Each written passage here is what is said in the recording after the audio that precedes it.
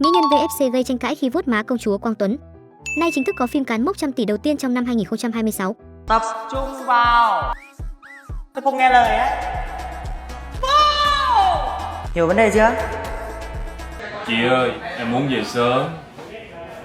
Thanh Hương với màn biến hóa ấn tượng trên màn ảnh rộng. Đàn nữ tiếp theo kế cận Ngô Thanh Vân. Thanh Hương đã cực nhập tâm trong phân cảnh đóng cùng Quang Tuấn. Từng lời thoại, từng cử chỉ đến cách vuốt má đều cho thấy cô là một chị đại đúng nghĩa. Tuy nhiên, fan của Quang Tuấn cũng hơi sót cho anh. Dẫu sao nam diễn viên cũng là công chúa được cưng chiều ở Running Man bản Việt. Thế nhưng, diễn chân thật như vậy mới thuyết phục được khán giả. Nhờ có sự nỗ lực của dàn diễn viên và ekip bộ phim mà khán giả đã dần dần ra rạp ủng hộ, giúp bộ phim của đạo diễn Hoàng Tuấn Cường cán mốc trăm tỷ. Đây là phim Việt đầu tiên lập được thành tích này trong năm 2026.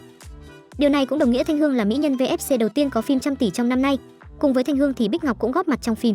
Cặp chị em của vũ trụ VFC đã mở màn năm 2026 quá ấn tượng.